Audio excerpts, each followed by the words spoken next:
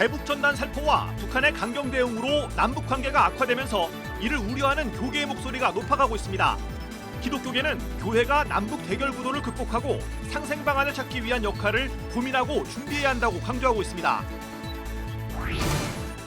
코로나19로 교회와 신앙생활에 큰 변화가 예상되면서 각 교단들이 잇따라 세미나를 열어 대안을 논의하고 있습니다. 예장 통합이 마련한 토론에서는 교회뿐만 아니라 개인의 건강한 영성을 추구하기 위한 노력이 필요하다는 의견이 제시됐습니다. 감리회 목회자 모임 새물결이 주최한 세미나에서 참석자들은 작은 교회 목회자들의 최저 생계 대책을 논의해야 한다는 의견을 제안했습니다. 여러분 안녕하십니까? 화요일 밤 CBS 뉴스입니다. 대북전단 살포와 북한의 강경 대응으로 남북관계가 악화되면서 이를 우려하는 교계의 목소리가 높습니다. 기독교계는 교회가 남북 대결 구도를 극복하고 상생 방안을 찾기 위한 역할을 고민하고 준비해야 한다고 강조했습니다. 유영혁 기자가 보도합니다. 남북한 정상이 평양에서 만나 민족의 화해와 평화 의지를 담은 6.15 남북 공동선언문을 발표한 지 20년이 지난 지금 문재인 정부 들어 두 차례 남북 정상회담과 남북한, 미국의 새 정상 간의 만남 등의 진전이 있었지만 다시 남북 관계가 6.15 이전으로 되돌아갈 수도 있다는 우려가 나오고 있습니다. 남북 간의 화해 분위기에서 민간 교류의 한 축을 담당했던 교회도 지난해 하노이 북미 정상회담 결렬 이후 별다른 교류 움직임을 보이지 못하고 있습니다. 한국기독교교회협의회는 6.15 남북 공동선언 20주년을 맞은 민족 화해 주간에 남북 평화를 위한 원칙적인 입장만 밝혔습니다. 작금의 여러 가지 어려운 남북 관계 때문에 교회의 기도가 더 깊어져야 된다고 생각하는데 교회는 화해를 위해서 부름을 받은 신앙 공동체입니다. 남남 갈등을 해소하고 남과 북이 평화에 이르는 길로 가기 위해서 교회의 화해의 사역이 무엇보다도 중요한 때입니다. 교회협은 최근 남북관계 악화의 원인을 제공했던 대북 전단 살포는 한반도 평화를 추구해야 될 적절한 수단은 아니라는 입장을 밝혔습니다. 교계 인사들은 지금 당장 남북 간의 평화를 위해 교회의 역할은 극히 제한적이지만 대결을 피하고 화해를 위한 역할을 준비해야 한다고 강조합니다. 시민사회와 함께하는 노력을 해야 한다고 생각합니다. 우리가 3.1운동을 그렇게 했잖아요. 한국 교회가 시민사회와 공동선을 찾아서 함께해야 하는데 그 공동선이라는 것은 누가 뭐래도 한반도의 평화를 지키는 것, 나아가서 남과 북이 평화 통일로 나아가는 그런 일에 시민사회를 좀 한국교회가 선도해야 한다고 생각을 하지요. 북한의 나무 심기와 어린이 의약품 보내기 등 지금도 할 수 있는 일을 찾아 상생 방안을 모색하는 것도 필요하다고 제안합니다. 상생운동, 남과 북 상생운동이라는 그런 정신을 가지고 어떤 방법으로든지 북한의 어려운 상황을 돕는 일, 그거야말로 우리 교회가 해야 할 정말로 양보할 수 없는 그런 일이지 않겠습니까? 북한에 대한 유엔의 제재 이후 민간의 대북 지원은 유진벨 재단의 결핵 환자 치료 물품 지원 등을 제외하고 극히 제한적으로 이루어져 왔습니다. 교회 관계자들이 북한을 방문해 민간 차원의 교류 문제도 논의해 왔지만 지난해 하노이 북미 정상회담 결렬 이후 교계 관계자들의 북한 방문도 거의 끊긴 상태입니다. 한국기독교교회협의회와 북한의 조선그리스도교연맹이 8.15와 부활절 등에 나눴던 공동예배 등도 이루어지지 않고 있습니다. 교계 관계자들은 남북의 민간 교류가 당국 간의 분위기에 영향을 받을 수밖에 없지만 남남과 남북 갈등을 해소하기 위한 노력을 중단해서는 안 된다고 강조하고 있습니다. CBS 뉴스 유영혁입니다. 우리 사회가 코로나19 이전의 일상으로 돌아갈 수 없을 거란 전망 속에 한국교회가 다가올 미래를 어떻게 준비해야 할지 모색하고 있습니다. 예장통합총회가 마련한 대토론회에서는 교회의 공공성과 개인의 영성 등 신앙의 본질 회복이 강조됐습니다. 천수연 기자입니다. 코로나19 사태가 이어지고 있습니다. 전문가들은 치료제와 백신이 개발될 때까지 바이러스 감염 위협이 계속될 것으로 보고 있습니다. 특히 코로나 종식 이후에도 이전과 같은 일상으로 돌아갈 수 없을 거라는 게 대체적인 전망입니다. 기독교계는 불확실한 미래를 어떻게 대비해야 할지 위기감이 높습니다. 소중한 예배를 재난 속에서 어떻게 우리가 유지해 나갈 것인지, 우리가 그렇게 소중하게 여겼던 세례와 성찬이 중단이 되고 있습니다. 새신자 등록과 교육도 거의 중단이 되고 있습니다. 우리 목회는 어떻게 해야 되는지. 이 때문에 코로나19 이후 교회에 나아갈 길을 찾는 자리가 최근 잇따르고 있습니다. 목회자, 학자 모두가 주목하는 한국교회의 방향성은 본질 회복. 호남대학교 김기태 박사는 교회의 공교회성과 건강한 개인의 영성 등 신앙의 본질 회복을 한국교회의 방향으로 제시했습니다. 김 박사는 코로나 국면에서 비록 일부였지만 교회가 자기들만의 성을 쌓고 신앙생활에 열중하는 이기적인 집단으로 우리 사회에 비춰지고 있는 현실을 지적했습니다. 이제는 세상과 공감하며 치유하는 공동체, 국민 안전을 위한 공적 임무에 협력하는 신뢰의 파트너, 혐오와 편견, 차별, 폭력을 근절하는 공동체로서 교회의 변화와 개혁이 뒤따라야 한다고 강조했습니다. 영적인 교회, 영성이 풍부한 교인의 삶은 어떻게 표출되고 또 어떻게 실현되고 이웃과 세상에 어떤 영향력을 행사하는지도 묻고 있습니다. 장신대학교 임성빈 총장도 목회적 차원에서 공적 예배의 중요성을 인식시키고 교회 내 공동체성을 회복할 수 있는 방안을 마련해야 한다고 조언했습니다.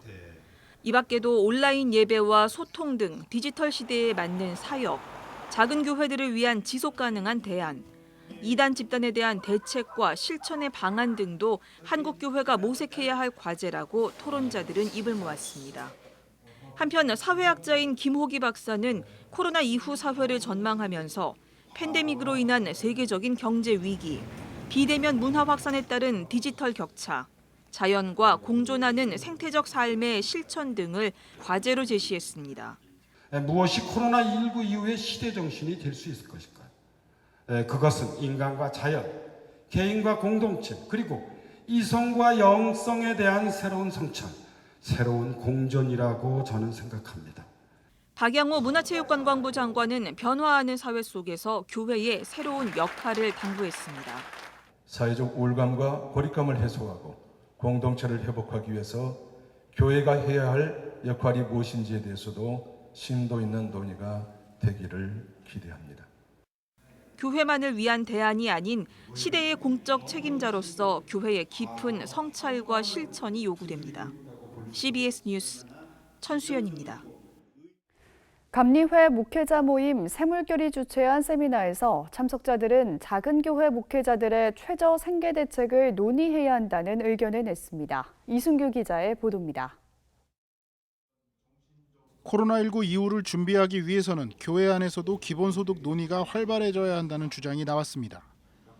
기독교 대한감리회 목회자 모임인 새물결이 주최한 신학포럼에 참석한 이현 목사는 코로나19 사태를 계기로 목회자들의 최저 생계비, 즉 기본소득 논의가 활발해져야 한다고 말했습니다. 코로나19 사태로 재난지원금 등을 통해 조금이나마 기본소득을 경험해봤기 때문에 더 현실적이고 깊이 있는 논의가 가능하다는 이유에서입니다.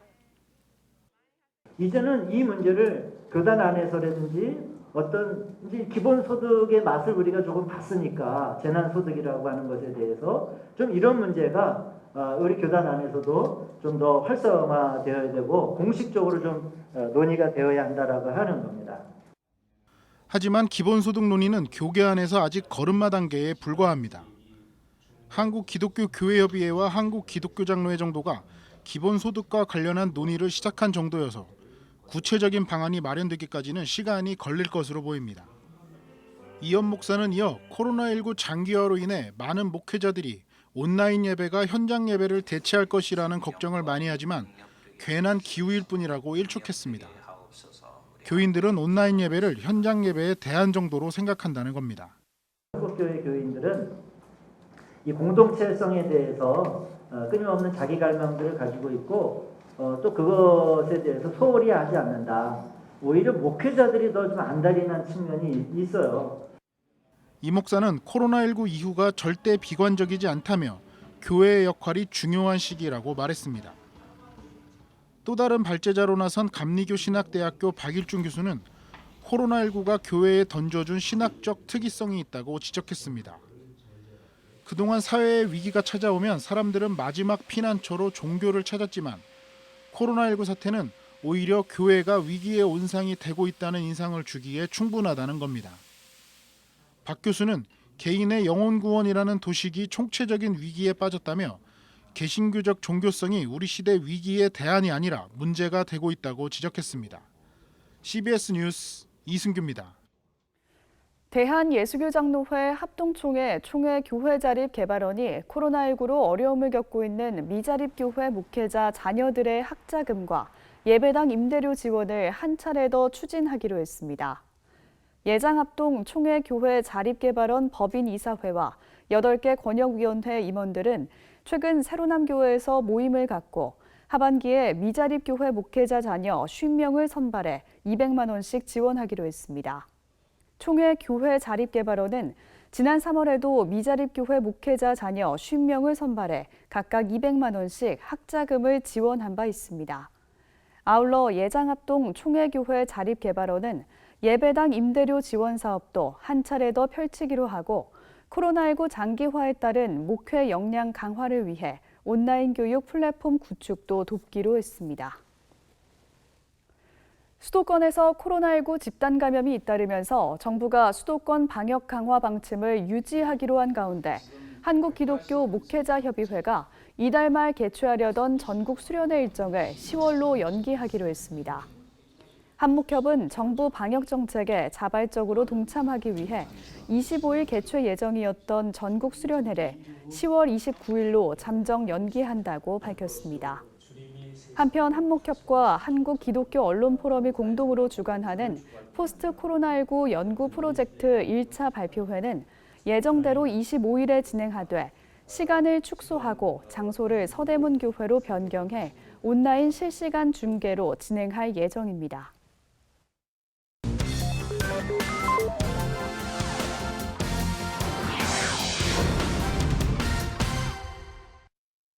간추린 지역교계 소식입니다. 부산 복음화운동본부가 구국기도회를 열고 코로나19 극복을 위해 기도했습니다. 대구 장로회 총연합회는 정기총회를 열고 신임 회장을 선출했습니다. 부산 복음화운동본부가 코로나 극복과 영적 회복을 위한 구국기도회를 열었습니다. 이번 기도회에서 부산 복음화운동본부 총본부장 윤종남 목사는 부산 복음화를 위한 길을 찾는 데 노력하겠다고 밝혔습니다. 매달리면서 기도하고 하게 되면 전도도 하고 또 우리가 이제 회의를 통해서 더 나은 길을 찾아보도록 그렇게 하겠습니다. 예장통합 남선교회 전국연합회가 코로나19 이후 일정을 논의하기 위한 긴급 간담회를 열었습니다. 참석자들은 현재 남선교회가 진행 중인 마스크 기부운동 현황과 6월 20일로 정해놓은 남선교회 주일, 그리고 창립 96주년 기념 전국대회 일정을 논의했습니다. 대구광역시 장로회 총연합회는 제50회기 정기총회를 열고 달성제일교회 장인수 장로를 신임 회장으로 선출했습니다. 대구 우리 기독교인들을 하나로 모으는 데에 대구 장로회 연합회가 심기일전해서 기도하면서 잘 대처하고자 합니다. 여러분들의 많은 기도와 협력이 요구됩니다. 대구광역시 장로회 총연합회는 3.1절 만세운동 재연 행사를 비롯해 3.1절 100주년 특별 세미나, 장로 지도자 컨퍼런스 등 다양한 연합 활동을 하고 있습니다. 영화 I Can Only Imagine의 충청지역 시사회가 이번엔 홍성에서 열렸습니다. 영화 I Can Only Imagine의 홍성 시사회가 열렸습니다. 휴머니즘, 감동이 있는, 그리고 그 안에 복음이 담겨져 있는 좋은 스토리를 가지고 있다고 생각을 합니다. 많은 분들이 가족 안에서 회복을 꿈꾸는 분들이 영화를 보셨으면 하는 바람을 가져봅니다. 쉽사리 깨어지지 않는 남성들의 그런 고집스러운 성품들을 하나님의 마음으로 잘 깨지면서 가족을 화롭게 하고 또 가족이 정말 그 아름다운 가정을 이루는 시사회에 참가한 지역교회 목회자와 성도들은 코로나 시대의 아픔이 영화를 통해 치유되고 많은 가정들이 회복되기를 소망했습니다.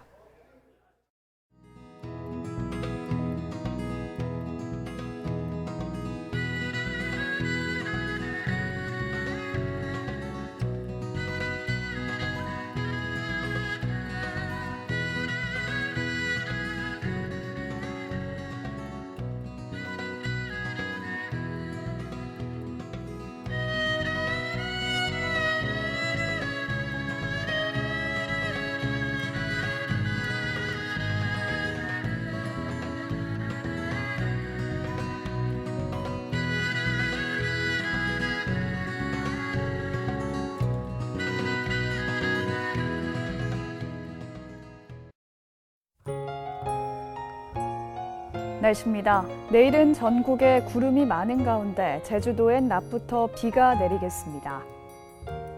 내일 아침 최저 기온은 16도에서 21도, 낮 최고 기온은 24도에서 31도로 예상됩니다. 네, 오늘 준비한 소식은 여기까지입니다. 평안한 밤 보내시기 바랍니다.